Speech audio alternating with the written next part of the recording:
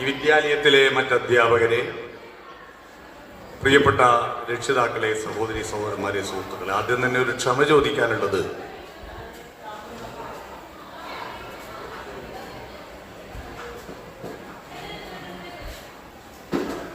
ഞാനിവിടെ എത്താൻ 1:30 എത്താൻ വേണ്ടി 1 മണിക്ക് പുറപ്പെട്ടതായിരുന്നു. പക്ഷേ പുറപ്പെട്ടപ്പോഴാണ് എൻ്റെ കാറിൻ്റെ ടയർ പഞ്ചറായത് കണ്ടത്. അപ്പോൾ ടയർ മാറ്റേണ്ടി വന്നു. ആ ഒരു സമയമാണ് ഇവിടെ എത്താൻ ലേറ്റായിപ്പോയി. ഏതായാലും വളരെ സന്തോഷമുണ്ട്. ഈ മലയോര മേഖലയിൽ ഞാൻ കഴിഞ്ഞ ദിവസം മണത്തണ ഹയർ സെക്കൻഡറി സ്കൂളിലെ രക്ഷിതാക്കളുടെ ഒരു ക്ലാസ് കൈകാര്യം ചെയ്തു. അന്ന് അവിടെ 1:30 മണി എന്ന് പറഞ്ഞപ്പോൾ കറക്റ്റ് 1:30 മണിക്ക് എല്ലാവരും എത്തിയിരുന്നു. പലയിടങ്ങളിലും രക്ഷകർത്താക്കളുടെ ക്ലാസ് എന്ന് പറഞ്ഞാൽ 1:30 പറഞ്ഞാൽ 2:30ക്കാണ് ഓരോ ആളും മെല്ലെ മെല്ലെ വരിക. പല ആളുകളുടെയും വരാനോ വൈകിപ്പോയി, എന്നാൽ പോകുന്നത് നേരത്തെ പോയിക്കോട്ടെ ചെയ്യും. വരാനോ വൈകി വരുന്നതിന് മുമ്പ് പോകാൻ പറ്റുമോ, അതാണ് പലർക്കും. എൻ്റെ കുട്ടീൻ്റെ പ്രോഗ്രസ് കാർഡ് ഇങ്ങെടുക്ക്, ഞാനിത് ഒപ്പിട ഡിം ഉടനെ പോവുക. എന്തോ നമ്മുടെ സ്കൂളുകളുമായിട്ട് ബന്ധപ്പെടുന്നതിൽ രക്ഷിതാക്കൾക്ക് ചില ആളുകൾ ഒരു വൈമനസ്യം, ഇവിടെ വന്നിരിക്കുമ്പോൾ ഇവിടെ വരുമ്പോൾ എന്തോ ഒരു താല്പര്യക്കുറവ്. ആ താല്പര്യക്കുറവ് കൂടുതലുമുള്ളത് പുരുഷന്മാർക്കാണ്. അവർ വളരെ അപൂർവമായിട്ട് മാത്രമേ ഇവിടെ പോകും. അതിൻ്റെ കാരണം എന്താണെന്നറിയാം. ഞാൻ മനസ്സിലാക്കുന്നത് കുട്ടികളുടെ മനഃശാസ്ത്രത്തെക്കാൾ രക്ഷകർത്താക്കളുടെ മനഃശാസ്ത്രമാണ് നമ്മൾ നന്നായി പഠിക്കേണ്ടത്. നമ്മളെല്ലാം, മലയാളികളെല്ലാം പൊതുവെ ഈഗോ വല്ലാതെ ബാധിച്ചു കൊണ്ടിരിക്കുക. മറ്റൊരാൾ പറയുന്നത് കേട്ടിരിക്കാൻ കുറച്ചു നേരം ഇരുന്നു കൊടുക്കാൻ നമ്മൾ ആരും തയ്യാറില്ല. അതെന്റെ വ്യക്തിത്വത്തെ ഇടിഞ്ഞു പോകുമെന്നൊരു ഭയമാണ്. പക്ഷെ ഈ ഈഗോ ആണ്, വൃത്തികെട്ട രക്ഷകർത്താക്കളുടെ ഈഗോ ആണ് നമ്മുടെ കുട്ടികളുടെ സ്വഭാവത്തെ കംപ്ലീറ്റ് നശിപ്പിക്കുന്നതെന്ന കാര്യം നിങ്ങൾ തിരിച്ചറിയണം. നമ്മുടെ കുട്ടികളുടെ സ്വഭാവം തകരാറാവാൻ കാരണം രക്ഷകർത്താക്കളുടെ സ്വഭാവ വൈകൃതങ്ങളാണ്. നമ്മളെല്ലാം ആരും സമ്മതിച്ചു കൊടുക്കൂല. എനിക്ക് എൻ്റെ സ്വഭാവത്തിന് കുഴപ്പമുണ്ടെന്ന് ആരെങ്കിലും സമ്മതിച്ചു കൊടുക്കുമോ? നമ്മൾ ആരും കുതിരവട്ടം പപ്പുമല്ല. മണിച്ചിത്രത്താഴ് സിനിമയിൽ എന്നെ ഒന്ന് സൂക്ഷിച്ചു നോക്കി എന്തോ കുഴപ്പമുണ്ടോ ചോദിക്കുന്നൊരു കുതിരവട്ടം പപ്പുമില്ലേ? അതുപോലുള്ള കുഴപ്പം നമുക്കുണ്ടെന്ന് നമ്മൾ സ്വയം സമ്മതിച്ചു കൊടുക്കാൻ തയ്യാറല്ല. നമ്മുടെ ചെറിയ ചെറിയ സ്വഭാവ പ്രശ്നങ്ങൾ, വിശേഷങ്ങളാണ് നമ്മുടെ കുട്ടിയുടെ സ്വഭാവ വൈകൃതത്തിന് കാരണമാവും. അതുകൊണ്ട് പുതിയ കാലഘട്ടത്തിൽ നമ്മുടെ കുട്ടികളെ സമീപിക്കേണ്ട രീതി, അവരെ വളർത്തേണ്ടതല്ല, അവര് വളർന്നോളും. അവരെ പഠിപ്പിക്കേണ്ടതല്ല, അവർ പഠിച്ചോളും. അവരെ അച്ചടക്കം പഠിപ്പിക്കേണ്ടതില്ല. നിങ്ങൾ എത്ര അച്ചടക്കം പഠിപ്പിച്ചോ അത്ര ശക്തമായിട്ട് അവര് അച്ചടക്കമില്ലാത്തവരായി പോകും. പിന്നെ എന്താ ചെയ്യേണ്ടത്? അവരെ സമീപിക്കേണ്ട രീതി, അവരോട് ഇടപെടേണ്ട രീതി, അവരെ മാനേജ് ചെയ്യേണ്ട രീതി, അത് പുതിയ കാലഘട്ടത്തിന്റെ പ്രത്യേകതകൾക്കനുസരിച്ച് പഠിക്കുന്നതിലും പഠിപ്പിക്കുന്നതിലും നമ്മൾ വേണ്ടത്ര വിജയിച്ചിട്ടില്ല.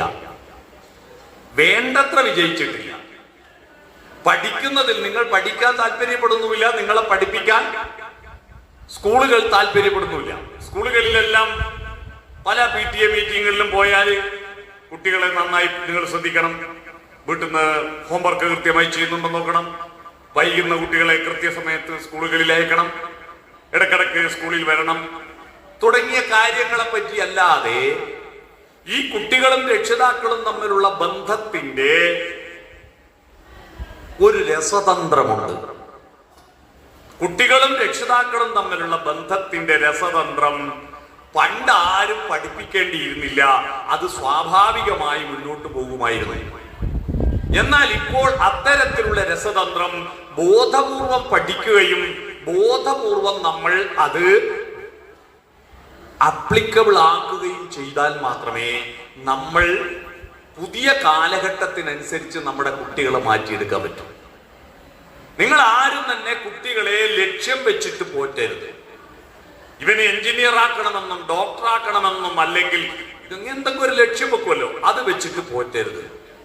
കാരണം നിങ്ങളുടെ കുട്ടികൾ എന്താണെന്ന് കണ്ടെത്താൻ പരിശ്രമിച്ചു കൊണ്ടിരിക്കുന്ന പ്രായമാണിത്. 5ാം ക്ലാസ് പഠിക്കുമ്പോൾ ഒരു കുട്ടിയുടെ ആഗ്രഹമായിരിക്കില്ല 8ാം ക്ലാസ്സിലെത്തുമ്പോൾ ഉണ്ടാകുക. എന്നാൽ 10ലെത്തുമ്പോൾ അവന്റെ ആഗ്രഹം മാറും. ഒരു 15 മുതൽ 20 വയസ്സുവരെയുടെ ഇടയിലാണ് അവന്റെ ജീവിത വീക്ഷണങ്ങൾ രൂപപ്പെടുന്നത്. ആ ജീവിത വീക്ഷണങ്ങൾ രൂപപ്പെടുന്നതിന് മുമ്പ് അവൻ ആവശ്യമായിരിക്കുന്ന അടിത്തറകൾ അവന്റെ ഉള്ളിൽ ഉണ്ടാക്കി കൊടുക്കുക എന്ന ദൗത്യമാണ് നിങ്ങൾ ചെയ്യേണ്ടത്. പണ്ടത്തെ കാലത്ത് നമ്മൾ കുട്ടികളെ സ്കൂളിൽ അയക്കുന്നത് അവന്റെ ജീവിതത്തിന് ആവശ്യമായ വരുമാനമുള്ള തൊഴിൽ കണ്ടെത്തണം എന്ന ലക്ഷ്യത്തിലായിരുന്നു. കാരണം നമ്മളെല്ലാം അങ്ങനെയാണ്. നമ്മളെല്ലാം പഠിച്ചതെന്തിനാ? നമ്മുടെ രക്ഷിതാക്കളെ പോലെ ബുദ്ധിമുട്ടുണ്ടാവരുത്, നല്ലൊരു വീട് വേണം, നല്ലൊരു കാർ വേണം, നല്ല ഡ്രസ്സ് വേണം, നല്ല ശമ്പളം വേണം, സൗകര്യങ്ങളൊക്കെ വേണം. ഇതായിരുന്നു നമ്മുടെ ലക്ഷ്യം. സാമ്പത്തികമായ വികാസത്തെ ലക്ഷ്യം വെച്ചുകൊണ്ടായിരുന്നു നമ്മളെല്ലാം പഠിച്ചത്. എന്നാൽ ഇന്ന് സാമ്പത്തികമായ വികാസം ഉണ്ടായിട്ടും അതിനെ കൊണ്ടൊന്നും മതിയാവുന്നില്ല എന്നൊരവസ്ഥയിലേക്ക് പോകുന്നത് കണ്ടിട്ടുണ്ടോ? എന്താണ് മനുഷ്യന്റെ ലക്ഷ്യം? ഈ മനുഷ്യന്റെ ലക്ഷ്യം പഴയ സങ്കല്പത്തിൽ നിന്ന് മാറി വിശാലമായ കാഴ്ചപ്പാടിലേക്ക് ലോകം മാറിക്കൊണ്ടിരിക്കുകയാണ്. മനുഷ്യന്റെ ലക്ഷ്യം അവന്റെ ആത്യന്തികമായ സാംസ്കാരികമായ ആനന്ദമാണ്. ആനന്ദം പല വിധത്തിലുണ്ട്. ശാരീരിക ആനന്ദമുണ്ട്, അല്ലേ? കലാപരമായ ആനന്ദമുണ്ട്, ഭക്ഷണപരമായ ആനന്ദമുണ്ട്, നല്ല സ്റ്റാർ ഹോട്ടലിൽ താമസിക്കുമ്പോൾ കിട്ടുന്ന ആനന്ദമുണ്ട്.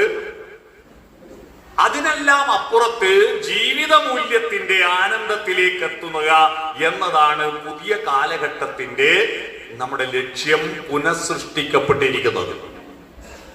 ഈ ലക്ഷ്യത്തിലേക്ക് നമ്മൾ പോകണം. ആ ലക്ഷ്യത്തിന്റെ താഴെയാണ് അവന് നല്ല ജോലി കിട്ടണമെന്നത്. ആ ലക്ഷ്യത്തിന്റെ താഴെയാണ് അവന് നല്ലൊരു കുടുംബം ഉണ്ടാവണമെന്നത്. ആ ലക്ഷ്യത്തിന് താഴെയാണ് അവന് നല്ലൊരു വരുമാനം ഉണ്ടാകണമെന്നത്. അതുകൊണ്ട് നമ്മൾ വിശാലമായി നമ്മൾ ചിന്തിക്കണം. മാറേണ്ടത് ആരാണ് എന്നാണ് ചോദ്യം. മാറേണ്ടത് നമ്മുടെ കുട്ടികളാണോ? കുട്ടികൾ മാറിക്കൊണ്ടിരിക്കുക. അവരെത്ര മാറി? നമ്മുടെ ചെറുപ്പത്തിലുള്ള സ്വഭാവമാണോ നമ്മുടെ കുട്ടികൾക്ക്? ആ കുട്ടികൾ എത്ര എനർജറ്റിക് ആയിട്ടാണ് വർത്തമാനം പറയുന്നത്? എത്ര സ്ട്രോങ്ങിലാണ് അവര് കാര്യങ്ങളിൽ ഇടപെടുന്നത്? നമ്മൾ പുറത്തു പോയാൽ, ഈ സ്കൂൾ വിട്ട് പുറത്തു പോയാൽ, നിങ്ങൾ ഏതൊരു സാംസ്കാരിക സമ്മേളനത്തിൽ പോയിക്കോ, ഏതൊരു കടയുടെ വരാന്തയിൽ ഇരിക്കുന്ന ചർച്ച നോക്കിക്കോ, ഏതൊരു കല്യാണ വീട്ടിലുള്ള ചർച്ച നോക്കിക്കോ, ചെറുപ്പക്കാരെ മുഴുവൻ, കുട്ടികളെ മുഴുവൻ ആക്ഷേപിച്ചിട്ട് മോശമാക്കിയിട്ടില്ലേ ചർച്ച? ഈ ചർച്ച ചെയ്യുന്നവരെല്ലാം മനസ്സിൽ ദുഷ്ടതയും ദുഷ്ടതയുള്ളവരും നന്മയില്ലാത്തവരുമാണ്. കുട്ടികളെ മുഴുവൻ ആക്ഷേപിച്ചിട്ട്. ഇന്നത്തെ കുട്ടികൾ കാണുന്നില്ലേ? അവരെ മോന്റെ കോല കാണുന്നില്ലേ? ഓന്റെ മുടി കാണുന്നില്ലേ? പിള്ളേരെ വർത്താനം കാണുന്നില്ലേ? എന്നൊക്കെ പറഞ്ഞിട്ട് കുട്ടികളെ മൊത്തം ആക്ഷേപിച്ചു പറയുന്ന ഒരു സ്വഭാവം നമ്മുടെ പുറത്തുണ്ട്. ഇത് കേട്ടിട്ട് ഇതാണ് ഇന്നത്തെ കുട്ടികൾ എന്ന് നിങ്ങൾ ആരും ധരിച്ചു പോകരുത്.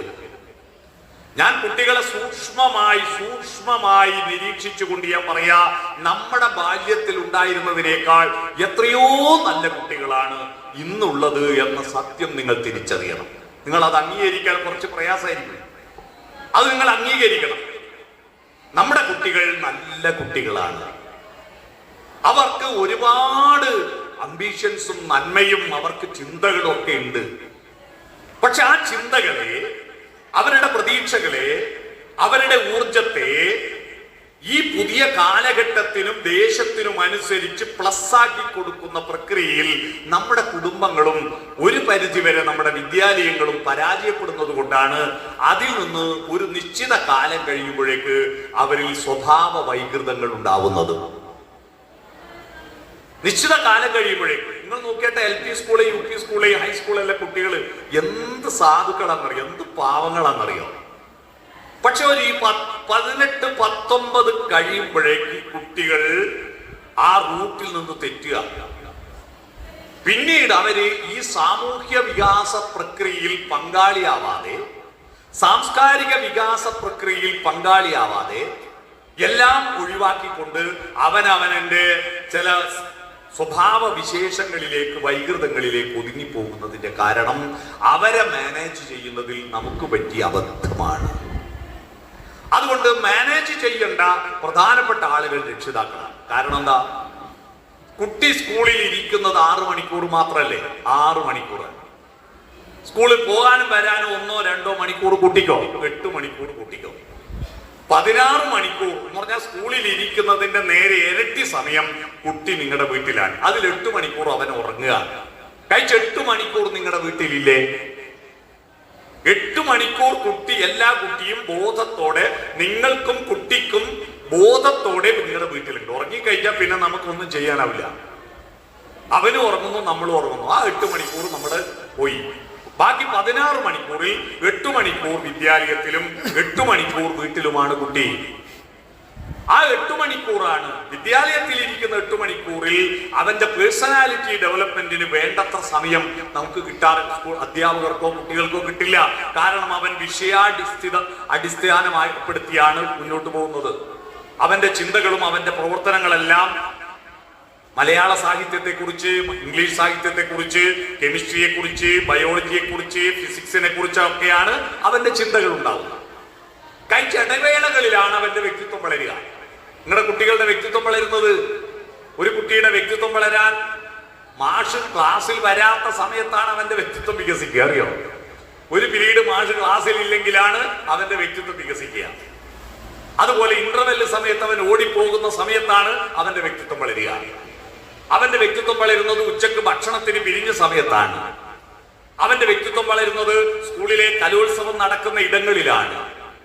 അവന്റെ വ്യക്തിത്വം വളരുന്നത് സ്കൂളിലെ കായികമേള നടക്കുമ്പോഴാണ്. അതാണ് ആ വ്യക്തിത്വത്തിൽ ഇടപെടണം. ഞാനൊരു സ്കൂളിൽ, ആ സ്കൂള് പിന്നെ കണ്ണൂര് നാറാത്ത് പഞ്ചായത്തിലാണ്. ആ പഞ്ചായത്തിൽ, നാറാത്തുകാരനോട് ഇരിക്കുന്നു, ആ പഞ്ചായത്തിൽ ഒരു സ്കൂളില് എപ്പോഴും പുറത്താക്കുന്ന ഒരു കുട്ടിയുണ്ട്. പലതവണ പുറത്താക്കി. ഞാനൊരു ദിവസം സ്കൂളിൽ പോയപ്പോ ഭയങ്കര ബഹളമാണ്. ആ കുട്ടി എങ്ങനെയാ പുറത്താക്കുക എന്ന് പറഞ്ഞിട്ട് അവന്റെ രക്ഷിതാക്കളല്ല, അവന്റെ കുറെ കൂട്ടുകാരുണ്ട്, അവന്റെ പാർട്ടിയുമായി ബന്ധപ്പെട്ട ആളുകൾ. അവര് വന്നിട്ട് രക്ഷകർത്താക്കളോട്, പിന്നെ അധ്യാപകരോട് തട്ടിക്കയറുന്നു. എന്തിനാണ് നിങ്ങൾ പുറത്താക്കിയത്? അവനെ തിരിച്ചെടുത്തില്ലേ, കാണിച്ചു തരാൻ. പലതവണ ഇവനെ പുറത്താക്കി. അത്രയും വൃത്തികെട്ട സ്വഭാവമുള്ള കുട്ടിയായിരുന്നു. അപ്പോ ഒരു വർഷം ഞാൻ ആ സ്കൂളിൽ പോയി. അടുത്ത വർഷം പോയി, അതിന്റെ അപ്പുറത്തെ വർഷം ഞാൻ സ്കൂളിൽ പോയി. ആ സ്കൂളിൽ പോയപ്പോ ആദ്യത്തെ വർഷം 8-ലായിരുന്നു. അവൻ 10-ലെത്തുന്ന സമയത്ത് ഞാൻ സ്കൂളിൽ പോയപ്പോ അവിടുത്തെ ഹെഡ് മാഷ് മാറി വന്നു.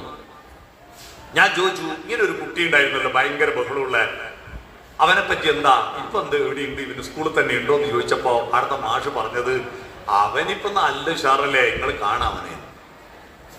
അവനായിരുന്നു മൈക്ക് സെറ്റ് ചെയ്യുന്നത്. അവനാണ് കൃത്യം കാര്യങ്ങളെല്ലാം, സ്റ്റേജ് കാര്യങ്ങൾ നമ്മൾ ക്ലാസ് എടുക്കുമ്പോൾ എല്ലാം നിയന്ത്രിച്ചത്. ഒന്നുമില്ല. 9ാം ക്ലാസ്സിൽ അവൻ പഠിക്കുമ്പോ പുതിയ ഹെഡ് മാഷ് എന്ത് ചെയ്തു? ആ ഹെഡ് മാഷ് ചെയ്തത്, ഇവന്റെ അച്ഛൻ വാടക പീടികയിൽ മൈക്ക് ഓപ്പറേറ്റ് ചെയ്യുന്ന ആളാ. അതുകൊണ്ട് ഇവനും അതിന് പരിചയം ഉണ്ടാവുമോ സംശയിച്ചിട്ട് മാഷ് അവനെ ഏൽപ്പിച്ചത്, സ്കൂളിലെ പരിപാടിക്കല്ല, മൈക്ക് സെറ്റ് നീ ഒന്ന് സെറ്റ് ചെയ്യണേന്ന് ഏൽപ്പിച്ചു. ഇവൻ അത് സമർത്ഥനാണ്. ആ കാര്യം ഇവനെ അങ്ങ് ഏൽപ്പിച്ചപ്പോ അവൻ അതൊരു വലിയ അംഗീകാരമായി. ആ അംഗീകാരം കിട്ടിയപ്പോ പിന്നെ ഇവൻ അതിലായി ശ്രദ്ധ. പിന്നെ എന്ത് പരിപാടി ഉണ്ടെങ്കിലും മാഷയുടെ ഒരു അസിസ്റ്റന്റ് ആയി, ഹെഡ് മാഷയുടെ ഒരു അസിസ്റ്റന്റ് ആയി. അസിസ്റ്റന്റ് ആയതോടുകൂടി ബാക്കി എല്ലാ തരത്തിലുള്ള വൃത്തികേടുകളും ചിന്തകളും കുസൃതികളും അവൻ മാറ്റിവെച്ചു. അവൻ നല്ലവനായി. അവന്റെ കഴിവിൽ, അവന് പ്രത്യേകമായ ഒരു കഴിവുണ്ടായിരുന്നു. ആ കഴിവിൽ കണക്ട് ചെയ്തു കൊടുത്തു, ഈ സമൂഹത്തെ പ്ലസ് ചെയ്തു കൊടുത്തു. അത് കണക്ട് ചെയ്തപ്പോ അവന്റെ ഉള്ളിൽ ബൾബ് കത്തി. നമ്മുടെ കുട്ടികളുടെ ഉള്ളിലെല്ലാം ബൾബുണ്ട്, പക്ഷെ നമ്മൾ കണക്ട് ചെയ്യുന്നത് വേറെ എവിടെയെങ്കിലും. അവന്റെ ബൾബ് കത്തുന്നതിന് കണക്കായിട്ടുള്ള പ്ലഗ് കുത്തി കൊടുക്കേണ്ടത് നമ്മുടെ കണക്ഷൻ. നമ്മുടെ മുൻവിധി കൊണ്ടുപോയിട്ട് പലയിടത്തും കുത്തുക. ആ കുത്തുന്നൊന്നും നേരെയാവുന്നില്ല. കറക്റ്റ് അവന്റെ ഉള്ളിലുള്ള കണക്ഷൻ എന്താണോ അതിന് കണക്കായിട്ട് കിട്ടിയപ്പോ അവന്റെ ബൾബ് കത്തി. നിങ്ങൾ ഈ കണക്ഷൻ കണ്ടെത്തണം. നമ്മുടെ കുട്ടികളുടെ കണക്ഷൻ കണ്ടെത്തണം. എന്താണ് ഇവന്റെ ഇൻട്രസ്റ്റ്?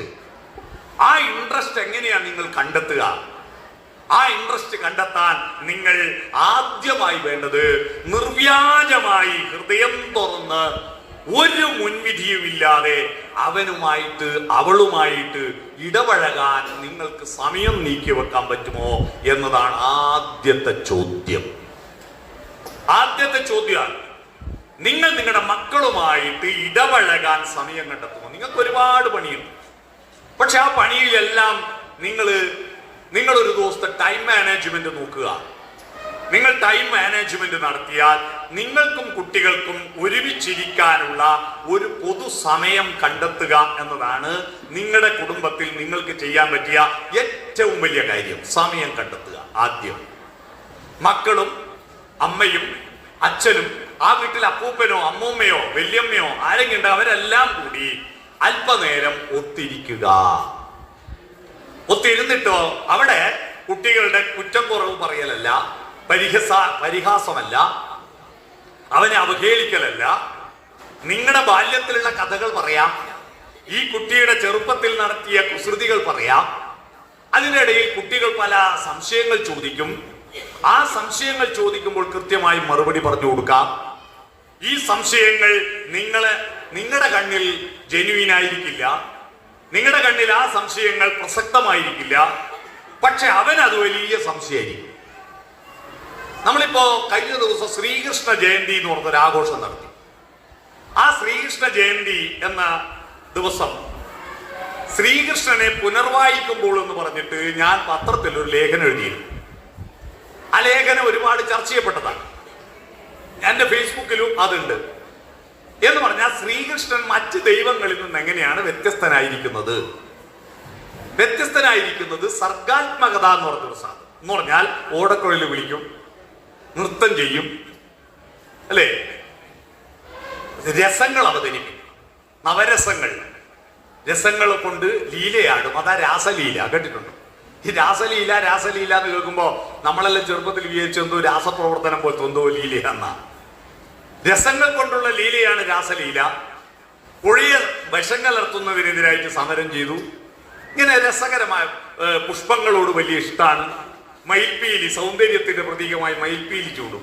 എങ്ങനെയാണ് ഇങ്ങനെ ഒരു ദൈവം ഉണ്ടായത്? ആ ദൈവത്തെ അങ്ങനെയാക്കി മാറ്റിയതിൽ പ്രധാനപ്പെട്ട പങ്ക് വഹിച്ചത് അവനെ പോറ്റി വളർത്തിയ ഒരമ്മയാണ്. ആ അമ്മ കൃഷ്ണനെയും കൂട്ടിയിട്ട് കാളിന്തി നദിയുടെ യമുനാ നദിയുടെ തീരത്ത് ഇങ്ങനെ നിൽക്കുക. അപ്പോഴിവൻ ഓടക്കുഴലെടുത്തിട്ട് രാഗങ്ങളോരോന്നേ ഗോകുല നായകൻ മേളം കലർന്നങ്ങോ പാടും നേരം പാടിക്കൊണ്ടിരിക്കുമ്പോ പെട്ടെന്ന് ഇവൻ പാട്ട് അവിടെ നിർത്തി. അപ്പൊ യശോദ ചോദിച്ചു, എന്താ കണ്ണാ പാട്ട് നിർത്തിയേ? അപ്പൊ അതിന് മറുപടിയായിട്ട് ഇവൻ ചോദിച്ചത്, അമ്മേ, ഈ യമുനാ നദിയുടെ ഓളങ്ങൾ കരയിലേക്ക് വരുന്നുണ്ട്, എന്താ ഒന്നും തിരിച്ചു പോകാത്തത് എന്നാണ്. നിങ്ങളോടാണ് ഈ ചോദ്യം ചോദിച്ചതെന്ന് വിചാരിക്കും. നിങ്ങൾ പുഴയുടെ കരക്ക് പോയി നിന്നിട്ട് നിങ്ങളുടെ മക്കൾ ചോദിക്കുക, ഈ പുഴയുടെ അലകൾ ഇങ്ങനെ കരയിലേക്ക് വരുന്നുണ്ടല്ലോ, എന്താ അമ്മേ ഒന്നും തിരിച്ചു പോവാത്തത്? ഉടൻ തന്നെ നിങ്ങളുടെ മറുപടി, നീ എന്തെന്നാടാ ചോദിക്കുന്നത്? എന്തെങ്കിലും ചോദിച്ചു കൂടല പോട്ടൻ. ഇതായിരിക്കും നമ്മുടെ ഭൂരിപക്ഷം രക്ഷിതാക്കളുടെയും മറുപടി. അതോടുകൂടി അവന്റെ ഉള്ളിൽ വളർന്നുകൊണ്ടിരിക്കുന്ന വ്യക്തിത്വത്തെ നിങ്ങൾ കഴുത്ത് ജനിച്ചു കൊല്ലുകയായിരുന്നു. അന്ന് കണ്ണന്റെ ചോദ്യത്തിന് മറുപടിയായിട്ട് യശോദ പറഞ്ഞ മറുപടി അറിയാമോ? അത് നിന്റെ ഓടക്കുഴല് വിളി കേട്ടിട്ട് ഈ ഓളങ്ങൾക്ക് തിരിച്ചു പോകാൻ തോന്നാത്തത് കൊണ്ടാണ് കണ്ണാ. കണ്ണന്റെ വേണുവിൽ നിന്നുയരുന്നൊരീണത്തിൽ പുളകിതയാമൊരു യമുന തന്നോളങ്ങൾ മുന്നോട്ടു പോകാൻ മനസ്സു വരാഞ്ഞ് താളത്തിലങ്ങിനെ തങ്ങി നിൽപ്പൂ, താളത്തിലങ്ങിനെ തങ്ങി നിൽപ്പൂ എന്ന് പാടിക്കൊടുത്ത യശോദയാണ് കണ്ണനെ ഒരു പ്രത്യേകതയുള്ള സർഗാത്മകതയുള്ള ദൈവമാക്കി മാറ്റിയത് ആ അമ്മയാണ്. തൊട്ടിയിലാട്ടുന്നു, താരാട്ടു പാടുന്നു, കൊച്ചുകാൽ വൈപ്പിച്ചു പിച്ച് നടത്തുന്നു, കണ്ണനെ വാരി പുണർന്നു ഒന്നോരായിരം മുത്തങ്ങൾ കർണത്തിലേകിടുമ്പോൾ ദേവി പാവകളാകാം കുരുന്നിനു നാമെന്ന് പാവം യശോദ അറിയുന്നുവോ അറിയുന്നുവോ. ഈ പാട്ടില് ഒരു മനോഹരമായ വരിയുണ്ട്. ദേവി പാവകളാകാം കുരുന്നിനു നാമെന്ന്. നമ്മൾ കുട്ടികളല്ല പാവകൾ, കുട്ടികൾ ദൈവങ്ങളാണ്. നമ്മൾ അവരുടെ പാവകളാവുമോ? അതാണ് ചോദ്യം. കുരുന്നുകൾക്ക് നമ്മൾ പാവകളാണ്. അവർ കളിപ്പിക്കും നമ്മളെ, നമ്മൾ കളിക്കങ്ങ് വിധേയമായി കൊടുക്കുക, നമ്മൾ താണു കൊടുക്കുക, നമ്മുടെ ഈഗോകൾ വലിച്ചെറിയുക, നമ്മൾ നമ്മുടെ മക്കളുടെ മുന്നിൽ ചെറുതാവുക. എന്നാലേ നമ്മുടെ മക്കൾ വലുതാവൂ എന്ന സത്യം നിങ്ങൾ ആദ്യം തിരിച്ചറിയുക, അംഗീകരിക്കുക. അല്ലാതെ നിങ്ങൾ പലതും ആയിരിക്കാം. നിങ്ങൾ വലിയ ഗമയുള്ള ആളായിരിക്കാം, നാട്ടിൽ പ്രമുഖനായിരിക്കാം, പഞ്ചായത്ത് പ്രസിഡന്റ് ആയിരിക്കാം. ഞാൻ ജില്ലാ പഞ്ചായത്ത് സ്റ്റാൻഡിംഗ് കമ്മിറ്റി ചെയർമാനാണ്. എൻ്റെ വീട്ടിലൊരു കുട്ടി വന്നു, ആലക്കത്തെ എപ്പോ കുട്ടി എൻ്റെ വീട്ടിൽ വരും, ഞാനുള്ള സമയം നോക്കിയിട്ട്. അപ്പോ ഞാൻ ചെയർമാനാണ്, മോനെ എന്ന് പറഞ്ഞിട്ട് കൈ നീട്ടിയാൽ കുട്ടി എനിക്ക് എടുക്കാൻ പറ്റുമോ? ഞാൻ കുട്ടിയോളം താണാലേ കുട്ടി എന്നോട് വരൂ. ഞാൻ കുനിയണം വേണ്ടേ? നിങ്ങൾ നിങ്ങളുടെ മക്കളുടെ മുന്നിൽ ഈഗോ വിട്ട് കുനിയാൻ തയ്യാറാകുമോ എന്നതാണ് ചോദ്യം. നമ്മുടെ കുട്ടികളുടെ പ്രശ്നം ഇതാ. ഞാൻ പൊന്നാനി MES സ്കൂളില് +2 കുട്ടികൾക്ക് കഴിഞ്ഞ ദിവസം ക്ലാസ് എടുത്തു. 2 മണിക്കൂർ ക്ലാസ് എടുത്തു. അവിടെ മയക്കുമരുന്ന് വ്യാപകമായി കൊണ്ടിരിക്കുന്നൊരു സാഹചര്യത്തിലാണ് അവര് രാവിലെ കുട്ടികൾക്ക് ക്ലാസ് എടുത്തു. ഉച്ചയ്ക്ക് ശേഷം രക്ഷിതാക്കൾക്ക് ക്ലാസ് വെച്ചപ്പോൾ പഞ്ചായത്ത് പറഞ്ഞു നാട്ടിൽ മൊത്തം ക്ലാസ് കൊടുക്കണം. അങ്ങനെ നാടടച്ച് ഒരു 1500 ആൾ വലിയ ഹാള് വെച്ചിട്ട് ക്ലാസ് കൊടുത്തു. അന്ന് ഉച്ചവരെ ക്ലാസ് എടുത്ത് കഴിഞ്ഞപ്പോൾ കുട്ടികൾ എന്നെ വന്നിട്ട് അവരുടെ ഉള്ളം തിരിച്ചറിഞ്ഞുകൊണ്ട് ഞാൻ അവരോട് സംസാരിച്ചപ്പോ അവരെന്നെ പൊതിഞ്ഞിട്ട് പറഞ്ഞ കാര്യം എന്താണെന്നറിയോ? സാറേ, ഇത് ഞങ്ങളെ രക്ഷിതാക്കൾക്കൊന്ന് ക്ലാസ് കൊടുക്കുവോ ഈ കാര്യം എന്നാണ് അവര് പറഞ്ഞത്. വളരെ ദയനീയമായി പറഞ്ഞത്. നമ്മുടെ കുട്ടികൾ പാവങ്ങളാകട്ടോ, സാധുക്കളാകട്ടോ, നിഷ്കളങ്കരാകട്ടോ, നിങ്ങൾ അവരെ മുൻവിധിയോടെ സമീപിക്കല്ല. അവരുടെ അടുത്ത് നമ്മൾ അവരുടെ വ്യക്തിത്വത്തെ അംഗീകരിക്കുന്നവരായി മാറണം. മുറ്റത്ത് വരാന്തയിൽ മടിയിൽ കുഞ്ഞിങ്ങനെ ഇരിക്കുമ്പോ റബ്ബിൽ അവ്വൽ മാസത്തിന്റെ പിറവി നോക്കുക. റബ്ബിൽ അവ്വൽ മാസത്തിന്റെ പിറവി നോക്കിയാലാണ് നബിദിനം എപ്പാൻ തീരുമാനിക്കാൻ പറ്റും. 12ാമത്തെ ദിവസമാണ് നബിദിനം. 27 ലീവ്. പക്ഷെ ഒരു ദിവസം കഴിഞ്ഞിട്ടാണ് ചന്ദ്രക്കല കണ്ട്. അതുകൊണ്ട് നബിദിനം 28-നാണ്. 28 പൊതു അവധിയായിരിക്കും. അങ്ങനെ ഇങ്ങനെ കുട്ടി മടിയിൽ ഇങ്ങനെ ഇരിക്കുമ്പോ ഒരു വാഴയില കാറ്റത്ത് ഇങ്ങനെ ആടും. വാഴയില ആടുന്ന കണ്ടിട്ടുണ്ടെങ്കിൽ ആ ആട്ടത്തിന്റെ ഒരു പ്രത്യേകത.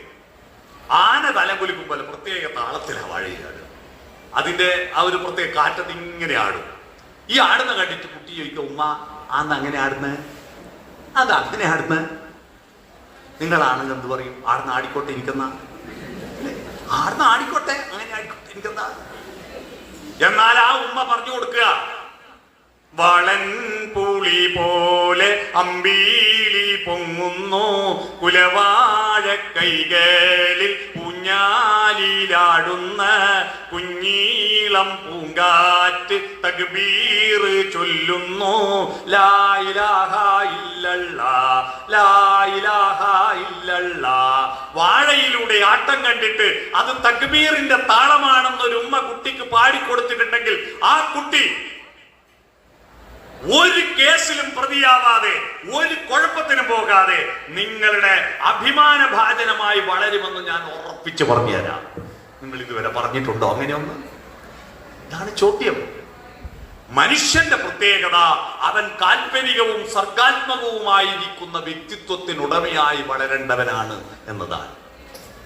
ആ കാൽപ്പനികവും സർഗാത്മകവുമായിരിക്കുന്ന വ്യക്തിത്വത്തിന്റെ അടിത്തറയിലാണ് അവന്റെ ധാർമ്മികത ഉണ്ടാവുന്നത്. ആ ധാർമ്മികതയും കൂട്ടിക്കലർന്നിട്ടാണ് അവന്റെ അധ്വാന ശക്തി വികസിക്കേണ്ടത്. ഇത് പരസ്പര പൂരിതങ്ങളാണ്. അല്ലാതെ ബുദ്ധിശക്തി മാത്രം വളർത്തിയിട്ട് പരീക്ഷയിൽ മാർക്കിംഗ് വാങ്ങി കൂട്ടിയിട്ട് പെട്ടെന്ന് എന്റെ ജോലി കിട്ടിയിട്ട് ശമ്പളം കിട്ടിയിട്ട് വീടെടുക്കുന്നത് ഇരിക്കുന്ന പല ആളുകളുണ്ടല്ലോ. എന്നിട്ടും ഒരു തൃപ്തി പോരാ അല്ലേ? നല്ല വീടായി, നല്ല വണ്ടിയും കിട്ടി, നല്ല റോഡിന്റെ സൈഡിൽ തന്നെ വീടും കിട്ടി. പക്ഷെ എന്നിട്ടെന്തോ സംതിങ് റോങ്. ഏടിയോ ഒരു വേവാത്ത ചേനക്കഷ്ണം തിന്ന പോലെ ഏടുന്നോ ചൊറിയുന്നില്ലേ? ഇല്ലേ? വേവാത്ത ചേനക്കഷ്ണം തിന്ന ചൊറിയും, പക്ഷെ മാന്താനാവുകയില്ല. എവിടുന്നോ ചൊറിയുന്നില്ലേ? അപ്പോഴാണ് ഇപ്പോ എന്റെ സമാധാനവും എന്റെ സ്വാസ്ഥ്യവും എവിടെയാണെന്ന് അന്വേഷിച്ച് പുറപ്പെട്ടായിരിക്കും ആളുകള്. അതെവിടെയുണ്ട്? എനിക്ക് ഏറ്റവും കൂടുതൽ സ്വസ്ഥത കിട്ടിയിരുന്ന പ്രായം ഏതായിരുന്നു? സ്കൂൾ പഠിക്കുമ്പോ. അതുകൊണ്ട് സ്കൂൾ പഠിക്കുന്ന കുട്ടികളെ നമുക്ക് ഒത്തുചേരാം. അവിടെ സ്വസ്ഥത കിട്ടുമോ നോക്കി പൂർവ്വ വിദ്യാർത്ഥി സംഗമങ്ങളോട് സംഗമങ്ങൾ. എന്താ കാരണമെന്ന് മനസ്സിലായോ? എന്റെ ബാല്യത്തിൽ ഓടിക്കളിച്ച കുടുംബത്തിൽ ആ തറവാട്ടിൽ എല്ലാ കുടുംബക്കാരും ഒത്തുചേരുമ്പോൾ ഉണ്ടാവും സന്തോഷം. കിട്ടുമോ? ഓടുക. അവിടെയും പോയിട്ട് കുടുംബ സംഗമങ്ങൾ വ്യാപകമാകുക. കുടുംബ സംഗമങ്ങൾ, പൂർവ്വ വിദ്യാർത്ഥി സംഗമങ്ങളെല്ലാം ഇത്രയധികം കൂടിയതിന്റെ കാരണം ബാഹ്യമായിരിക്കുന്ന ഭൗതിക സുഖങ്ങളെല്ലാം ഏതാണ്ട് പട്ടിണിയൊന്നും ഇല്ലാത്തൊരവസ്ഥയിൽ വന്നു. നമുക്ക് കാടോ ലോണല്ലുണ്ടെങ്കിലും പട്ടിണിയില്ല, വസ്ത്രത്തിന് ബുദ്ധിമുട്ടില്ല. കല്യാണത്തിന് പോകുമ്പോ ആലക്കത്തെ വീട്ടിൽ നിന്ന് സാരി വായ്പ വാങ്ങിയിട്ട് ഉടുത്തിട്ട് പോകുന്ന അമ്മയെ ഞാൻ എന്റെ ബാല്യത്ത് കണ്ടിട്ടുണ്ട്. എന്നാൽ ഇപ്പൊ ഒരു കല്യാണത്തിന് ഉടുത്ത സാരി അടുത്ത കല്യാണത്തിന് ഉടുക്കൂലല്ലോ. ഉടുക്കുവോ? ഇല്ല. കാരണം ആടുന്ന് വീഡിയോ എടുക്കുക, ഫോട്ടോ എടുക്കുക. അന്നേരം അടുത്ത കല്യാണത്തിൽ പോകുമ്പോ അവര് പറയൂ, എല്ലാ അത് കഴിഞ്ഞ് മറ്റേ അത് തന്നെയല്ലേ ഇവിടെ എടുത്തത്. ഉടുക്കൂല. എന്തെല്ലാം സൗകര്യങ്ങൾ നമുക്കായി അല്ലേ? നല്ല സാരിയായിരുന്നു അന്നത്തെ സ്വപ്നം. എന്റെയൊക്കെ സ്വപ്നം എന്റെ വീട്ടിൽ ഒരു കരണ്ടായിരുന്നു അല്ലെ, വൈദ്യുതി കണക്ഷൻ ആയിരുന്നു. ഞാൻ SLC പഠിക്കുമ്പോ എന്റെ വീട്ടിൽ കരണ്ടില്ല, വൈദ്യുതി കണക്ഷൻ ആയിരുന്നു എന്റെ ഒരു സ്വപ്നം. ഇന്ന് ഏതൊക്കെ കുട്ടിയാസ് സ്വപ്നം കാണുമോ? കാരണം കരണ്ടില്ലാത്തൊരു വീട്ടിൽ അവൻ ജനിച്ചിട്ടില്ലല്ലോ. അവന്റെ ധാരണ പ്രകൃതിയെ പണ്ടേ ഇങ്ങനെയാന്ന് അവന്റെ ധാരണ. ചിമ്മിണിക്കൂട് വെച്ച് പഠിച്ച നമ്മളെ കഥ പറയുമ്പോ അവർക്കത് മനസ്സിലാവില്ല. ചിമ്മിണിക്കൂട് എന്ന് പറഞ്ഞാൽ കടയിൽ നിന്ന് വാങ്ങിയെന്ന് വിളക്കൊന്നും അല്ലല്ലോ. ഈ ബോൾ പെന്ന് പിന്നെ നമ്മളെല്ലാം പ്രായത്തിലാണ് ബോൾ പെന്ന് വന്നത്. അതുവരെ മഷി ധരിക്കുന്ന പെന്നല്ലേ പൗണ്ടം പേന. അറ്റത്ത് ബോൾ ഉരുളുന്ന പെന്നാണ് ബോൾ പെന്ന്. പൗണ്ടം പേനക്ക് മഷിക്ക് വേണ്ടി ബ്രില്ല് കേമലിന്റെ മഷിക്കുപ്പിയുമായി കൊണ്ടുവച്ചാൽ ആ മഷിക്കുപ്പി കാലിയായാൽ അതിന്റെ മൂടി കാണിയൊരു ചോട്ടയാക്കിയിട്ട് റബ്ബറിന്റെ പാല് ചിരട്ടയിൽ ഉറ്റാൻ വേണ്ടി അടിച്ചു കയറ്റുന്ന ഒരു ചില്ലില്ലേ, ആ ചില്ല് ഉരുട്ടിയിട്ട് പൈപ്പ് പോലെയാക്കി ഓട്ടേന്റെ ഉള്ളിട്ട് താത്തിട്ട് അച്ഛന്റെ പഴയ കോട്ടം കൊണ്ട് ചെന്നി തിരിയാക്കിയിട്ട് മണ്ണെണ്ണ വെച്ച് വിളക്കും വെച്ച് പഠിക്കുമ്പോ ഞങ്ങൾക്ക് ദേഷ്യം വരും, സങ്കടവും വരും. കാരണം ഈ വിളക്കിനൊരു തോന്നിയാസുണ്ട്. നമ്മൾ ഏത് ഭാഗത്ത ഇരിക്കുന്ന ആ ഭാഗത്തെ പുക വരും. അപ്പുറത്തിരുന്ന പുക അങ്ങോട്ട് വരും, ഇപ്പുറത്തിരുന്ന പുക ഇങ്ങോട്ട് വരും. എറിഞ്ഞ് പൊളിക്കാൻ തോന്നും. യഥാർത്ഥത്തിൽ ശ്വാസോച്ഛ്വാസത്തിന്റെ ചലനമുള്ള വായുവിൽ മർദ്ദം കുറയുന്നതുകൊണ്ടാ പുക ഇങ്ങോട്ട് മൂക്കിനെ കൊള്ള വരുന്നെന്ന് പിന്നെ മനസ്സിലായിരുന്നു അല്ലേ? എന്നാൽ ഇന്നും അതൊന്നും അല്ല സ്വപ്നം കുട്ടികൾക്ക്. അതൊക്കെ നമുക്ക് ഓട്ടോമാറ്റിക്കായി ലഭിച്ചു കഴിഞ്ഞു. അപ്പൊ എന്താ സ്വപ്നം? സ്വപ്നങ്ങളില്ലാത്ത കുട്ടികളാവരുത് നമ്മുടെ കുട്ടികൾ. അവർക്കെല്ലാം കൊടുത്തു കഴിഞ്ഞാൽ പിന്നെ അവർക്ക് എന്താ സ്വപ്നം കാണുക? സ്വപ്നം കാണാനാണ് മനുഷ്യൻ ഈ ഭൂമിയിൽ വന്നത്. മനുഷ്യൻ ഈ ഭൂമിയിൽ വരുന്നതിന് മുമ്പ് സ്വപ്നങ്ങൾ ഉണ്ടായിരുന്നില്ല. ആകാശത്തെ മഴവില്ലിനെ നോക്കിയിട്ട് ഹായ് ആ മഴവിൽ കൊടിയുടെ മുനമുക്കിയിട്ട് മലരൊളി തിരളും മധുചന്ദ്രികയിൽ മഴവിൽ കൊടിയുടെ മുനമുക്കി എഴുതാനുഴറി കൽപ്പന ദിവ്യമൊരഴകിനെ എന്നെ മറന്നു ഞാൻ. ചങ്ങമ്പുഴയുടെ മനസ്സിനിലെ വരിക. ആ മഴവിൽ കൊടിയെ മുക്കിയിട്ട് നിലാവിൽ മുക്കിയിട്ട് എഴുതുന്ന സങ്കല്പങ്ങൾ കാണാൻ മനുഷ്യനുണ്ടാകുന്നതിന് മുമ്പ് മഴവില്ലുണ്ടായിട്ടും ഒരു കുറുക്കനും മഴവില്ലിനെ നോക്കിയിട്ട് മാരിവില്ലു പന്തലിട്ട ദൂരചക്രവാളം മാടി മാടി വീളിക്കുന്നതറിഞ്ഞില്ലേ പഞ്ചശരൻ വളർത്തുന്ന പൈങ്കിളി പെണ്ണെന്ന് പാടിയിരുന്നില്ല. മനുഷ്യരിൽ ഭൂമിയിൽ ഉണ്ടാകുന്നതിന് മുമ്പ് ചെരുപ്പാരും ഉപയോഗിച്ചിരുന്നില്ല. ആ ചെരുപ്പ് കുത്തി ഉണ്ടായിരുന്നില്ല. യൂറോപ്പിലെ ഒരു തെരുവിൽ ഒരു ചെരുപ്പ് കുത്തി ഉണ്ടായിരുന്നു. മാർട്ടിൻ എന്നായിരുന്നു അവന്റെ പേര്. അന്ന് ചെരുപ്പ് കമ്പനികൾ ഇല്ലാത്തതുകൊണ്ട് കൈകൊണ്ട് തുന്നിയുണ്ടാക്കുന്നതായതുകൊണ്ട് ചെരുപ്പ് കണ്ടാൽ അവൻ ആളുകളെ മനസ്സിലാകുമായിരുന്നു. അവൻ തന്റെ ചെരുപ്പ് കുത്തലല്ല പണിയെല്ലാം കഴിഞ്ഞാൽ ചെറിയ ഒരു കടയുടെ പിറകിൽ ഒരു ചായ്പിലാണ് അവന്റെ താമസം. മറ്റാരും ഇല്ല അവൻ ആകെയുള്ളത് അവന്റെ ചായ്പിനുള്ളിൽ ബെഡിന്റെ കട്ടിലിന്റെ തൊട്ടപ്പുറത്ത് വെച്ചിരിക്കുന്ന ഒരു യേശുവിന്റെ ഒരു രൂപമായിരുന്നു. അത് മാത്രമേ അവന് ബന്ധുവായിട്ടുള്ളൂ. അവൻ പണിയെല്ലാം കഴിഞ്ഞിട്ട് അതിന്റെ മുന്നിൽ മുട്ടുകുത്തി പ്രാർത്ഥിക്കും. പലർക്കും ബന്ധുക്കൾ വരുന്നു, നീ മാത്രമേ ബന്ധുവുള്ളൂ നാഥ, നീ ഒരു ദിവസം എൻ്റെ അരികിൽ വരണേ എന്നെപ്പോഴും അവൻ പ്രാർത്ഥിക്കും. എപ്പോഴും അവൻ പ്രാർത്ഥിക്കുമ്പോൾ ഒരു ദിവസം പതിവിലേറെ പണിയുണ്ടായിരുന്നു. നന്നായി അധ്വാനിച്ചിട്ട് അവൻ കിടന്നുറങ്ങിയപ്പോ നല്ല ക്ഷീണത്തിൽ ഉറക്കിന്റെ അഗാധങ്ങളിലേക്ക് ഇറങ്ങിയപ്പോ അവനൊരു സ്വപ്നം കണ്ടു. ഒരു പ്രകാശം അവന്റെ മുന്നിൽ പ്രത്യക്ഷപ്പെട്ടു. മാർട്ടിൻ, മാർട്ടിൻ എന്ന് വിളിച്ചു. മാർട്ടിൻ കണ്ണു തുറന്നു. എന്താ? ഏറെ കാലമായി നീ എന്നെ ക്ഷണിക്കുകയല്ലേ? നാളെ ഞാൻ നിന്റെ അരികിൽ വരും മാർട്ടിൻ, നാളെ ഞാൻ നിന്റെ അരികിൽ വരും മാർട്ടിൻ എന്ന് പറഞ്ഞിട്ട് പ്രകാശം അപ്രത്യക്ഷമായി. മാർട്ടിൻ എഴുന്നേറ്റ് നോക്കിയപ്പോൾ പുലരാൻ ഇനിയും അല്പം കൂടി സമയം ബാക്കി. എന്നാലും നാളെ എൻ്റെ ബന്ധു വരിക, എന്റെ നാഥൻ വരിക. മാർട്ടിൻ അതിന്റെ ഒരുക്കങ്ങൾ നടത്തി. പുതിയൊരു കമ്പിളി പുതപ്പ് വാങ്ങി. കാരണം ഈ യൂറോപ്പ് എന്ന് പറഞ്ഞാൽ തണുത്ത് മരവിക്കുന്ന സ്ഥലം. അവിടുത്തെ ഏറ്റവും വലിയ സാധനം കമ്പിളി പുതപ്പാണ്.